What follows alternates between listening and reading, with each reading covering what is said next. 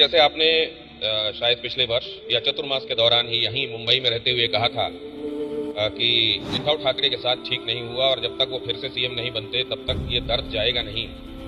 और फिर आपने जिन्होंने ये काम किया था, जो अलग हुए, एकनाथ शिंदे जिनकी वजह से उनकी सरकार गई, उन एकनाथ शिंदे के गौ माता के लिए किए गए कार्यों की आप प्रशंसा भी करते हैं और उनका नाम स्वर्णाक्षरों में लिखने की बात भी करते हैं। तो ये दो तरह की बातें कैसे? दो तरह की बात नहीं है। हमने उद्धव ठाकरे जी के संदर्भ में जो कहा वो बिल्कुल सच था। आज भी उनके साथ विश्वासघात हुआ था और बाद में शिंदे जी की तरफ से उनके उद्योग मंत्री जब दिल्ली में हम चातुर्मास से कर रहे थे, हमारे पास गए और उन्होंने कहा शिंदे जी कह रहे हैं कि आपने एक पक्ष सुन करके फैसला कर दिया जो कि उचित नहीं है, आपको दोनों पक्ष सुनना चाहिए। तो हमने कहा वो अपना पक्ष बता दें।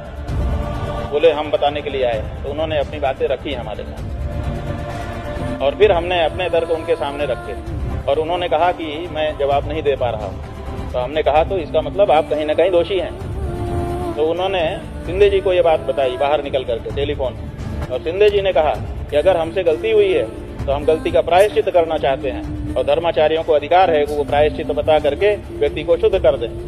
तो हमें प्रायश्चित बताया जाए, हम ये कलंक लेकर नहीं जीना चाहते हैं। और फिर हमने उनको प्रायश्चित बताया कि आप गौ माता को सेवा में लगो, गाय ही आपके दोष को दूर कर सकती है। और उन्होंने गौ माता की सेवा का व्रत लिया, गौ माता को राज्य माता घोषित किया और हमने सार्वजनिक रूप से कहा कि आज इन्होंने जो कार्य किया है इनका दोष पाप अब खत्म होता है।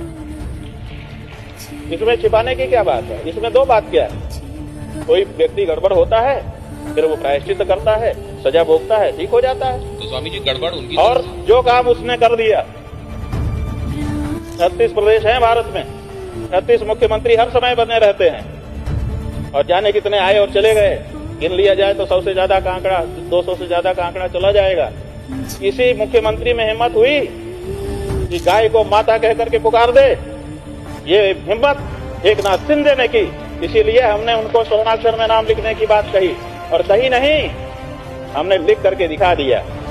स्वर्णाक्षरों में आज अगर भारत में किसी नेता का नाम अंकित है तो एकनाथ शिंदे का नाम अंकित है और उसके काम के कारण अंकित है। स्वर्ण अक्षरों में अंकित होने वाले भारतवर्ष के ये द्वितीय व्यक्ति बने हैं जिनका नाम वास्तविक सोने के अक्षरों में अंकित